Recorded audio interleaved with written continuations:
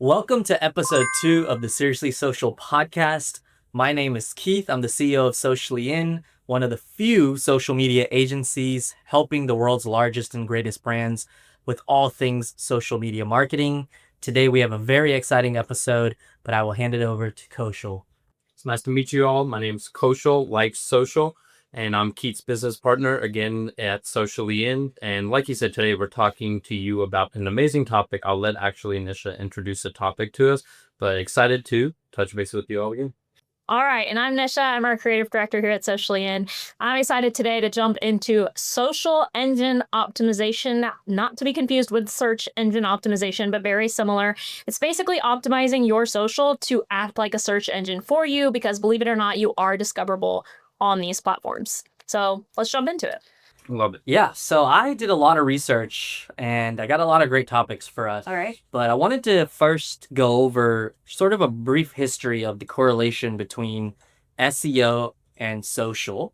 So a couple of things to note. So between 2011 and 2014, Google briefly pursued introducing what they used to call social signals into their search algorithm. So they used to use things like Google Plus, I think that's what it was called. Yeah. And then they would use things like Google Plus One as a social signal to see if they should rank a website.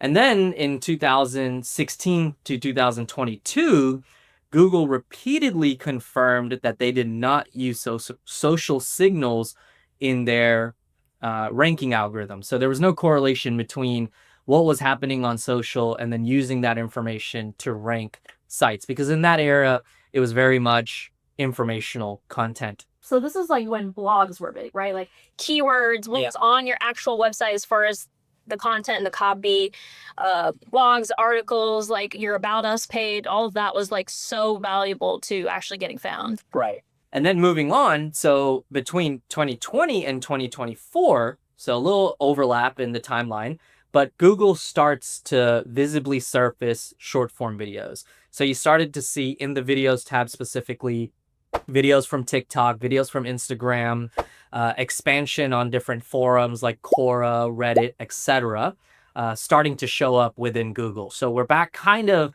the early days of 2011, 2014, when social signals was a thing, and then they went away from social signals and then started to introduce it. And then a big bomb was dropped July 25th, 2025. So just last month. I was gonna say, like, just recently. Yeah, just recently, where Instagram is now showing up. Instagram posts are now showing up in Google's index.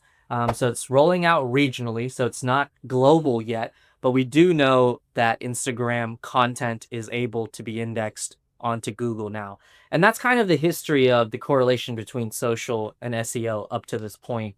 And then for those watching that may have an enterprise brand or a small business, we do have a checklist for you a little bit later on in the video about what you can do to ensure that your Instagram content is actually going to be showing up into Google. I have a take for y'all.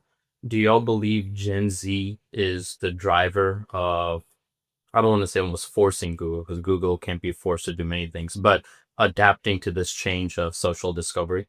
I would disagree. I mean, I'm sure that, yes, that's part of it. But I mean, for decades now, all eyes are on social. All of our eyes. And I'm not Gen Z, right? Yeah. Like, my parents' eyes are on social. They're using social a lot more to search than they are Google these days. They're using LLMs. Like, my parents and above. Yeah, I think And Gen Z generation. may have been the seed of the idea potentially, but then just the nature of how people are searching in general is potentially what drove them. Yeah. So Gen Z, I have some stats for Gen Z, prefers social search over Google. 41% of Gen Z users search on social platforms first. Second on search engines at 32%. Third, AI tools at 11%. And now, astonishingly enough, 9% friends and family. So people are listening to other things more than even your closest friends and family.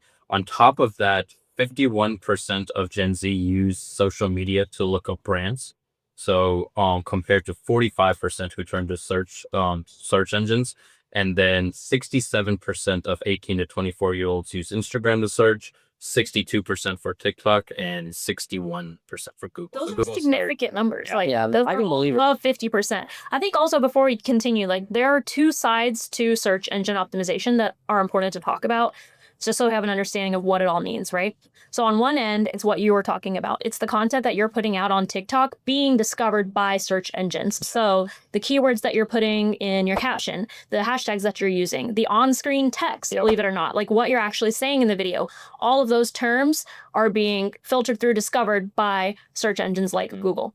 On the other end, the platforms themselves are being used as search engines, right? So think about the last time that you went into YouTube or Pinterest and Or TikTok, best restaurants in Italy. exactly, like you used it to search for something instead of using Google to search for that same thing. So those are kind of the two sides of it. 100% agree. So just kind of recap the history one more time, right? So what's new and why it matters today. So first and foremost, the biggest thing is that Instagram is now being indexed by Google. Videos, reels, posts, carousels, bios are showing up in Google results. Short form videos are resurfacing. So Google short form video carousel and broader experiments that they're doing with TikTok, Instagram are starting to show up in SERPs. And then last but not least, which we'll expand on, is community signals are huge. So brands who are jumping into conversations specifically on communities like Reddit, Quora, Reddit more importantly, because they have an open partnership with OpenAI, are also getting, higher up in search results and rankings on Google. Maybe I'm ignorant, but explain community signals to me. What exactly does that mean? Essentially, when your brand is mentioned on community forums. Okay. So then as a brand, I should be there as well. absolutely. And what should I engaging. be doing there? Being helpful as much as possible. So for example, Answering questions. so if someone on Reddit is like, hey, this is what I've been searching for recently. Like, I'm trying to make my hair grow. I've been trying this, and this product. If I own one of those products, maybe I jump in and say, actually, this, version of our product would be really great for you. Something like that. Yeah, but unless such a direct insert of the brand Okay. versus helpful, right? So, hey, I'm looking to improve my hair quality. Then brand jumps in along with a lot of other, users. And the brand says something along the lines of, here's a regimen that we know what works, right? And they're not just inserting their brand, but they're also providing a helpful answer that might include other brands. It could even include competitor brands, but trying to figure out how to provide value to the person asking the question. Yeah, that makes sense. So when I think about, social engine optimization, there's really two aspects or two avenues that I see. First is the part which I'm glad Keith went into the history of, how it's actually evolved, which is people searching how they most traditionally search, which is on search engines and results popping up. I think we first saw it with YouTube, being owned by Google. If people typed in something, YouTube videos would pop up. The next instance that I saw that was really prevalent was Reddit. So you would type in searches and you would, to Keith's point, you would see Reddit threads that are popping up. Now I've even seen where I type in certain things and TikTok videos and Instagram videos pop up. Right. So I see it on that search engine side, and then I see the second side of it, which is what you mentioned, reference Nisha, which is people searching naturally on the platforms themselves, like Instagram, TikTok, YouTube, etc. So going back to what is super helpful for brands, let's get a little bit tactical. You talked about a little bit about some of it, but the profile information, the metadata, what you're posting as far as in your captions, the hashtags, how you're optimizing your video with the on-screen text.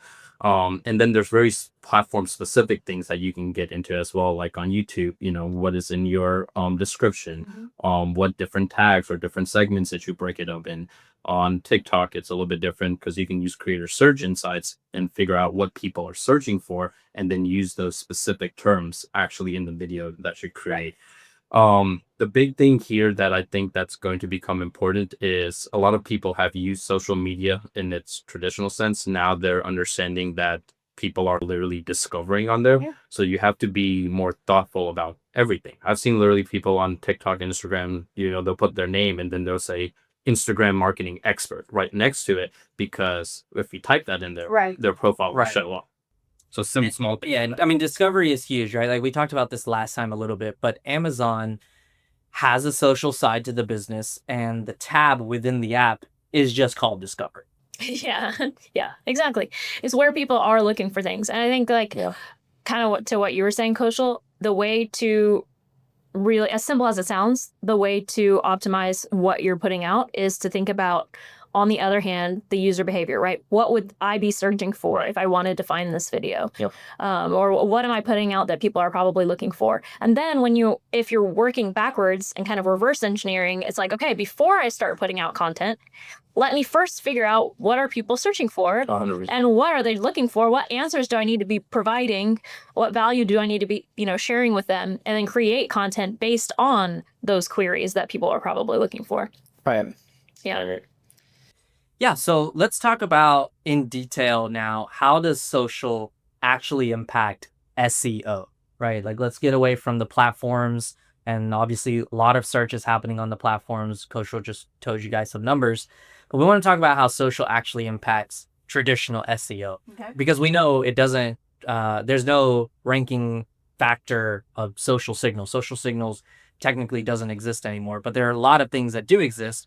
For example, allowing you to earn links, right? Like, if your content is catching some traction, maybe there's a publication that picks that up and then shouts you out, provides a link. Entity authority, right? So having consistent expert POV style, like from actual named people, going out onto LinkedIn, onto X, onto different podcasts, can build recognition, Right. and then in turn increase brand searches, right? So if Kaushal put out a video and then it shows up on people's feed and they're like, who the fuck is this guy? And then they're like, oh, he's the partner at Sociallyin. What is Sociallyin? And they turn around and search for Sociallyin. We know that's an indirect ranking factor in search whenever people are searching for Sociallyin. So are you saying it's valuable for, say, individuals and or brands trying to use this to their benefit, use this to their advantage, to insert themselves in more places, like to put themselves in other people's content?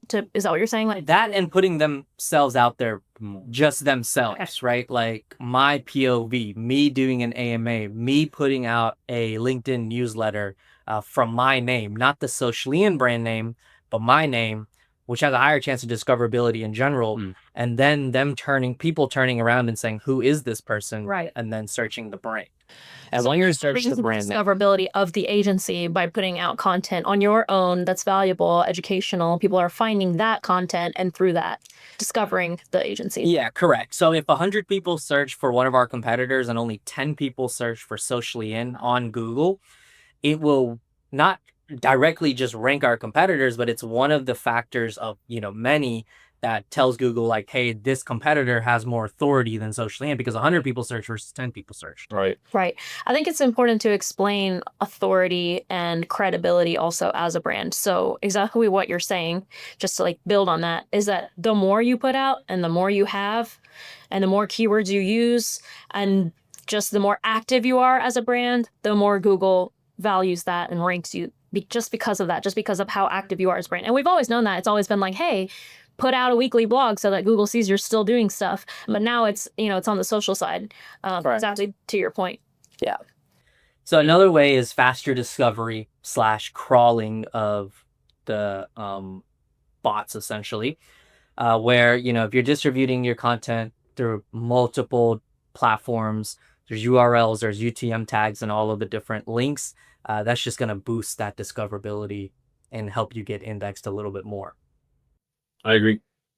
Fun fact on that, because organic search accounts for 53% of web traffic, but 96.5 pages don't get any Google traffic, meaning that traditional SEO is, I don't want to say it's not impactful. There's still a lot of correlations between search engine and social engine optimization, but what we're ultimately seeing is more people are finding and getting to places not through searching organically. It's through either brand, or it's through these social platforms, or it's through these other signals that are leading them to the destination, not necessarily a keyword. Yeah. In our last episode, this slightly earlier, our last episode, you were talking about how in our last episode is about social commerce, about actually shopping on a platform, right?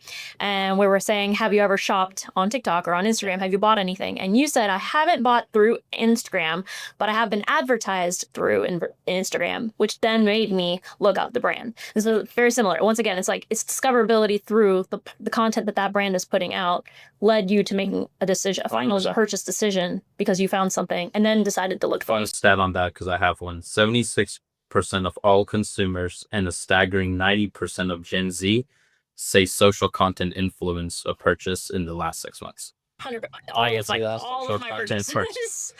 Too, and then whether you buy it on Amazon or on their actual website or wherever, but social content. I almost primarily shop online now. First of all, I like, hardly go in store. And even when I am in store, a lot of time I'm like, it's because I'm looking for something I saw online or I saw in a TikTok. So yeah, I would say I'd be in the 90%. Like Yeah, almost all my decisions are affected by, oh, I saw this in a video or I saw this person using it and now I want it. for sure. Yep.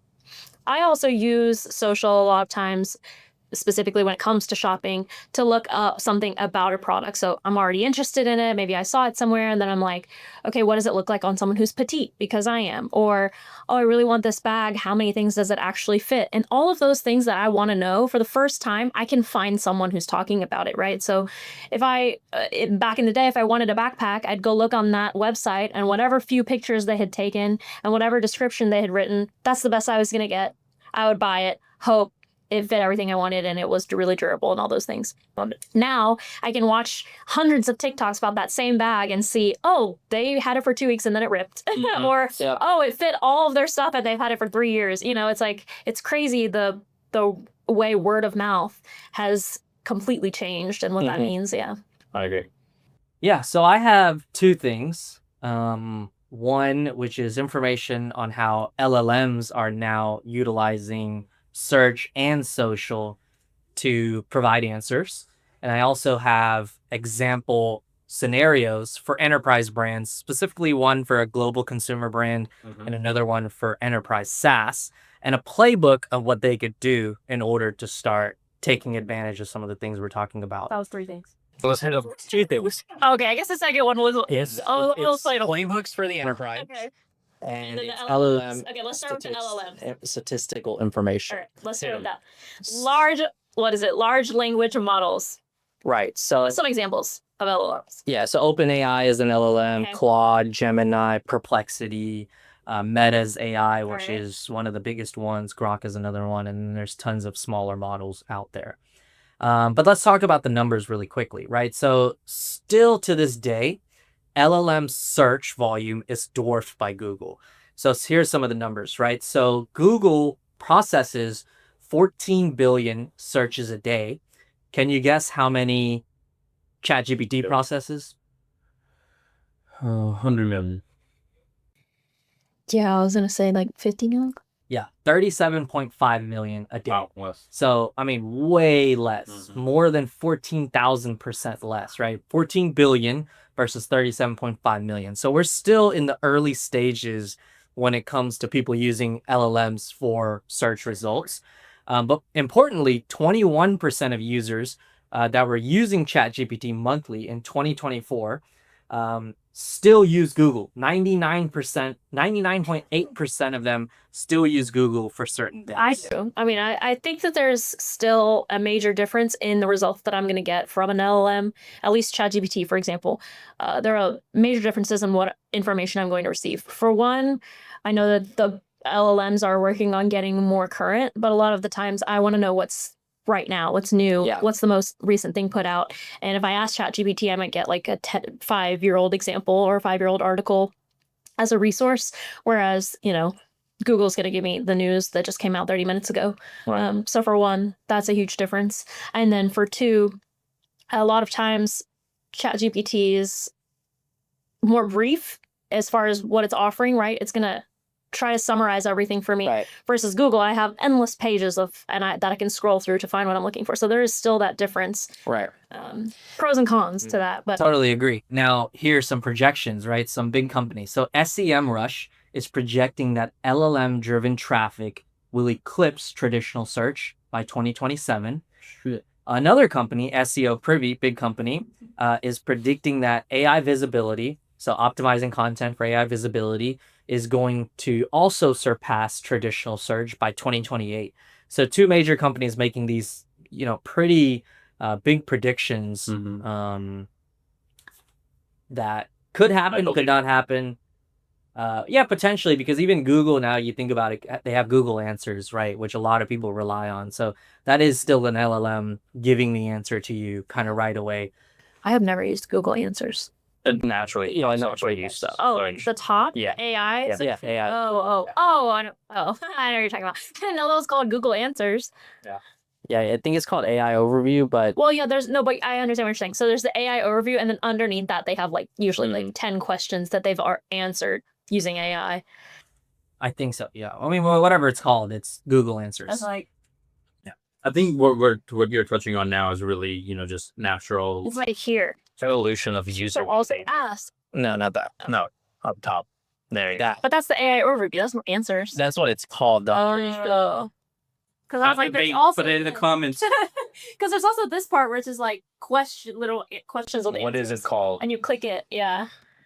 Interesting. No, what I was saying was, I think it's going to come down to the evolution of user behavior, because over time it's just going to become a lot more less resistance when people are looking for things, searching for things, to just naturally talk, because we've already seen, we asked Alexa or Siri or whatever device it may be, GPT, for example. But more and more people right now, I believe, use GPT. Still, they ask the questions, but the natural habit is to go to Google, specifically when you're looking for something specific. I think the way people use GPT now more is a little bit, they still do it, but it seems not as natural as Google, because when you go to Google, you're asking a specific question, versus with GPT, you're typically brainstorming and it's feeding you the information. I'll give you a good example. So right now, when I search, if I was traveling somewhere, I get GPT to help build my itinerary, right? Not something maybe I would have gone to Google for to research or find destinations, but now it's pretty much feeding it to me. Versus I would still probably go to Google for something very basic, like, hey, what time is, or what day is Christmas on the show? Right. Right. So Google's more for the answers, and something like ChatGPT is more for helping you do some sort of action. Yeah, item. right now. Fun. Yeah, Google would change, but potentially, yeah, it would change. I mean, if you think about Google's evolution in like how you search, right, has changed, right? So like when it started, you just kind of typed in a query and then it showed you the results. Now you have all of these different formats of search, right? You can do site : sociallyin.com and then TikTok at the end, and it'll just search the Sociallyin website for all keywords related to TikTok or whatever you input. And then that's just one of many advanced search methods that you can deploy on Google, versus GPT. Not that I've heard of. I mean, you can prompt it a little bit better, but there are no like advanced search methods. yeah, On yeah. LLM. This is a bit of a throwback, and just telling you how old I am, but who remembers Ask Jeeves? I was, I can't believe your brain went there. Sarah's laughing at me. I can't believe your brain went there, because I thought about That is where it all started. Like, No, it started before Ashton. It started with the paperclip or the monkey. Microsoft. Yeah, the Microsoft. But that wasn't like that couldn't answer everything. That was like program specific. Yeah, Ask Jeeves could answer Ask everything. Jeeves was like, I know. Yeah. Like you saw Google, you you're like, I have a question. found a question. As Jeeves. And Jeeves will help me find an answer. That's crazy. No one's gonna know what we're talking about anymore, but No, a lot of people will. that's crazy. People still use As Jeeves. No way. No way. I'm like, I'm sure speaking of which, they do. did you know AOL is finally shutting down dial-up? Finally, I just Shutting down? I thought I read a stats recently. Yeah, they're like 30 million Yeah. users on it. It's like People still like. AOL to discontinue dial-up internet service on September 30th. No, just for signups. They're I'm selling. just reading the headline. Hold on. It can't be for it. It will be okay. At the end of September, AOL will be discontinuing its dial-up internet service after 34 years. Wow. As Jeeves. So I guess everyone has to switch over to cable, Which is or crazy. whatever it is now. It's not It cable. launched more than 30 years ago. Fiber. Starling. It launched 34 years ago when you were born. I wasn't born 34 years. Yes, I was. I'm pretty sure you just turned 34. That's Crazy. Oh, yeah. wow. It's gonna be fun. It's gonna be because so Keith's stats were 2027. That's a shit because I was pretty quick. I wasn't assuming that quick, but um, it's gonna be a fun, interesting. I would say next half decade to a decade to see how these things evolve. Because as we all know, technology is king of everything, and it moves at lightning speed. So I can believe it. I'm a little bit more reluctant. I think it may take a little bit longer, but I see it naturally shifting really, really quickly right now. Yeah. So this is the last bit that I got, but these are example scenarios for the enterprise. So I got two examples. One, let's take a global consumer brand. Okay. So let's say that their goal is for them to rank, let's just say how to choose an air purifier. Or maybe another keyword they want to rank for is like Dyson reviews or whoever Dyson's competitor is plus reviews. Here's what they can do, right? So first, launch what we call a yearly benchmark index, right? So what are the best air purifiers in 2025? And then seed those exclusive benchmarks to tier 1 publications for links. 2, publish, a 10, 15 part YouTube series plus shorts, and then cross post those to Instagram Reels, again, which are now being indexed for the same topics. 3, you can run a UGC social challenge where, the gallery lives on the domain name. So on Dyson.com somewhere, there's a whole section of UGC social challenge that recap the winners. Take those pieces of content, republish it on your social channels.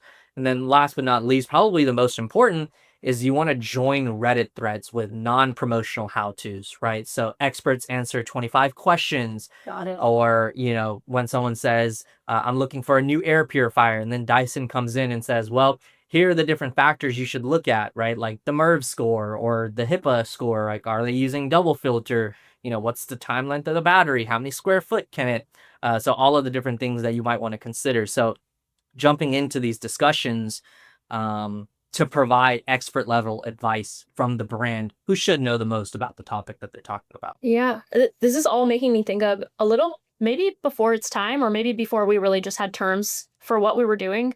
I think this was just last year or year before, we were creating monthly YouTube series. Shout out to our client creditrepair.com. And we were doing exactly that. We were reverse engineering. So we would spend, a lot of time researching what are the keywords that people are going to be searching for on YouTube, making content based on those exact key terms, and then constantly putting out content that was valuable, that was answering those questions, that wasn't salesy, that wasn't like, hey, sign up, sign up, sign up. It was more just like, here's really a valuable information that probably no one else is telling you about your credit, what it all means, how to fix it if it's, low and all that good stuff.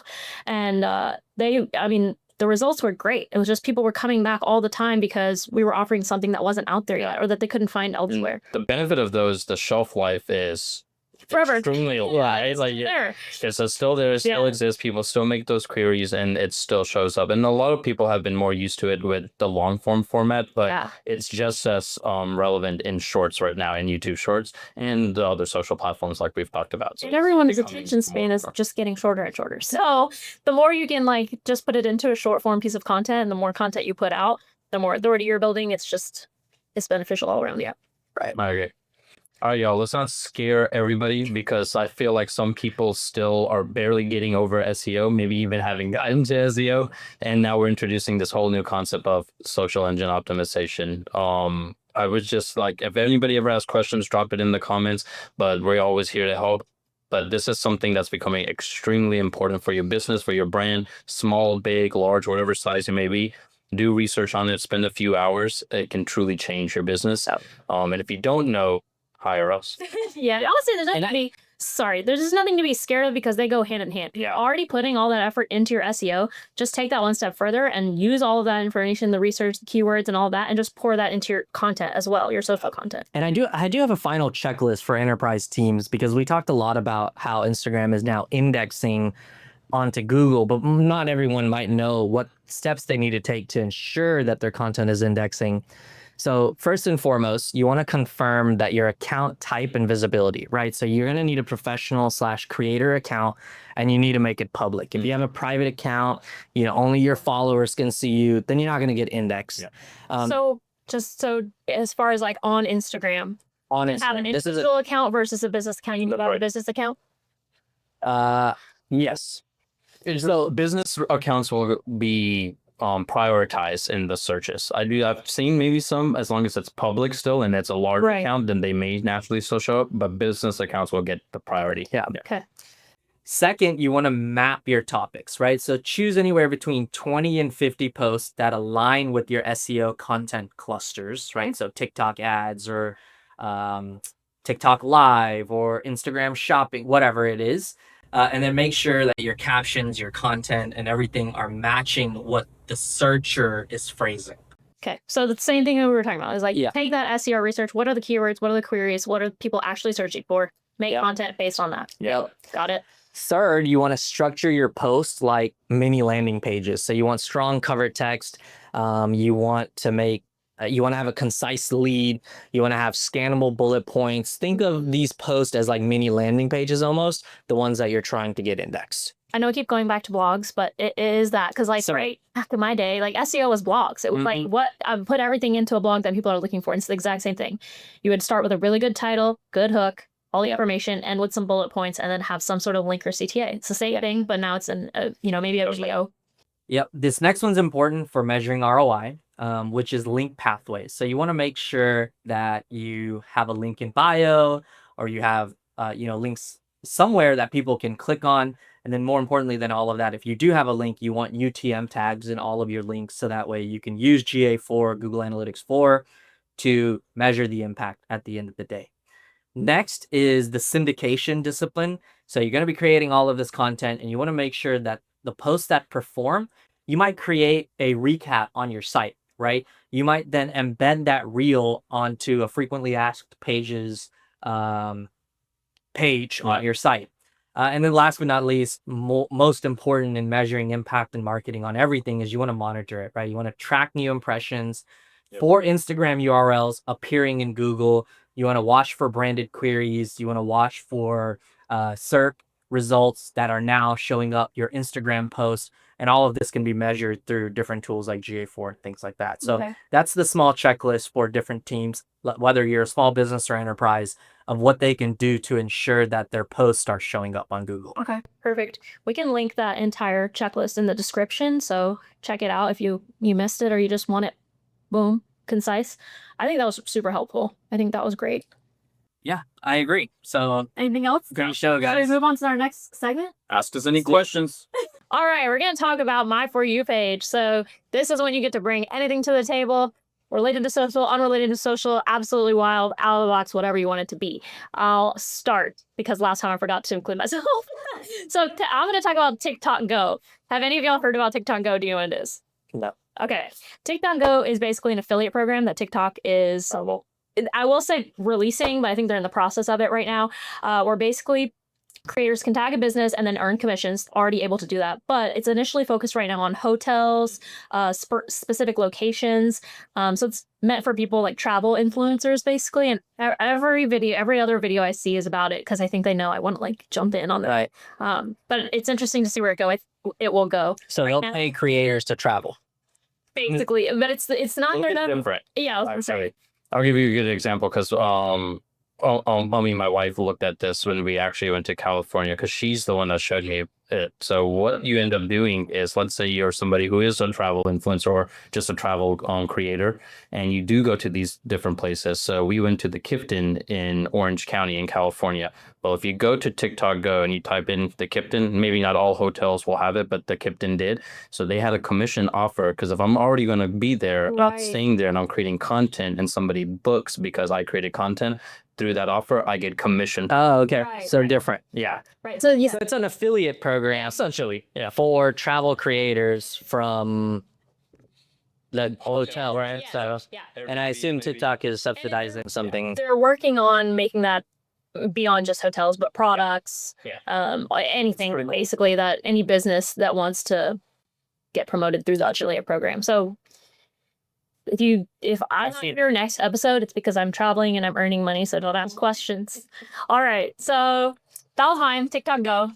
You want to go next? I'll go next. I had 4, but I'm actually gonna sum it down to 2 because they worked. I have what I see personally because I use a lot of my social media still for just things that I enjoy, and then something that I've seen that relates to today's topic. So the one that relates to today's topic is what I mentioned earlier: the profile SEO in action. So people literally typing in construction worker or a minority construction worker or tax expert or whatever in their name, in their bio, in everything, just so when people search for those terms, they're showing up on social media, like because people are searching for social. So I think that one is something that I've seen a lot more of because you'll see it and you'll be like social media expert tips, and it's somebody's name or it's an individual creator. So that's something I've seen a lot of recently. And then 2, just because sports and things are starting to kick back into the season, I've been seeing a lot of that. But the one that's been interesting to me that I've been seeing a lot is the couples challenge. But the thing that makes me a little bit, I would say, thumbs down in this case once we get to that segment is people do it, but then they do the challenges, but not at a full effort, and you can clearly tell. So it's like, maybe sometimes it's guys versus girls, or maybe sometimes it's a husband versus a wife, and you'll see them competing, but one of them like half. What are they called? I was gonna say, what's so different games. challenge? Oh, so there's different ones. So there's one that is who can do the challenge the fastest. So it'll be like a bunch of balloons behind them that they gotta pop, and then you gotta pop all the balloons first, and then they have like cups laid down, and you have to one by one put the cups in the basket. But the way they do it is they'll take 2 different tactics. So when they do the cups first, starting at the closest, versus maybe the other person does a balloon, and then they're doing it. And I like it when it's fair because you're really like, okay, what is better? But then you can clearly see sometimes that they're half-assing it, to say. So I've seen a lot of these like just challenges that they're doing, or some will be like there's a ping pong ball cup at the end, and then they got a ball, and they're like trying to roll the ball and try to see the first one who gets it in there to like pick things for dates and things. But then you can tell So it's like a challenge. It's like couples challenge or friends challenge, and they're playing games and making it fun. I've been seeing a lot of those. Okay, I've seen those, but now I'm sure I will. Yeah. Yeah. Check it out. Cool. Do you have anything to bring to the table today?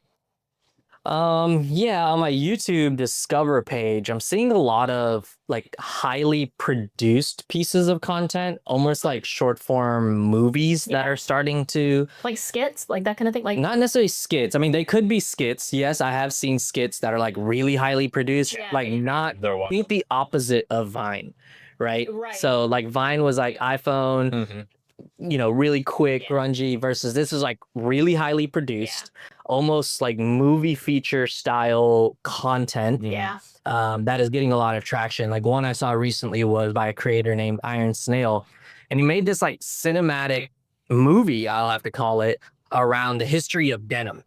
Right. So like back from when it was in Japan, and it was just, I have no interest in denim per se, but the video itself was so captivating that it got me to watch like a big portion of the video, because I was like, wow, this is just so well done, and such highly produced, and the way he was telling the story, everything was just so well done. So I think there was a short period of time where, both agencies and brands were looking for, and they still are, that short form, quick, low production, lo-fi type of content.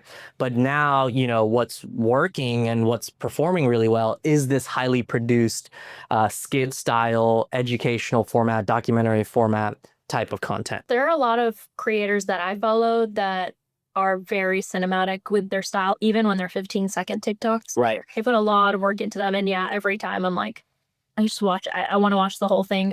Wisdom is one of the few people I know. Yeah. Wisdom is a fashion influencer, and he is every video. I'm just amazed. And I mean, I know what you're talking about. Yep. Just taking the production to another level. Tell our audience to between the balance of the lo-fi and this high production, because a lot of the resources. I mean, high production is difficult, right? Like unless you have, it takes resources, it takes time, it takes money. We talked about it last episode. We were talking about jumping on trends. So if you're jumping on a trend and you're trying to get something out really fast, don't waste your time with high level production. But if you're putting out a campaign, or you're putting out a story about denim or whatever it may be, then take the time. If you have the resources, or if you can find the resources to invest, I think that is worth it in the landscape right now. People want to see that. And like we were just talking about, all of our eyes are on social. We're all looking at content all day. So when there is just plenty of like, it's saturated with videos, when you find something that stands out from all those videos because it's just so well done, it will stop you in your tracks. You will literally stop the scroll because it stands out for the first time. Yep. Great. Should we move to our next section? Let's do it. Okay, so usually we do thumbs up, thumbs down, but today we're talking about social engine optimization. So I thought it would be fun and potentially controversial for all of us to pull up a social app you can pick of your choosing and then show me your search history. Oh, yeah. So I think I'm going to do TikTok because that's what I search on the most.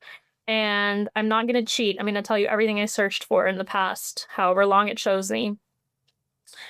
What platform are you choosing? I'm selecting YouTube because that's where I spend most of the time. Needs to do YouTube. Kaushal, what platform are you choosing? I was doing my Instagram, but when I looked at it, I just searched for people. So I want to find one, just literally people. But I want to find one where I actually type in searches. So I'm going to use my TikTok. Okay, while you look them up, this is what I have searched for. I'm not cheating. Here it is. This is what I searched for on TikTok most recently. Atlanta Indian dance class. 24-hour music festival in LA. Low porosity shampoo. What does low porosity hair look like? What does low porosity mean?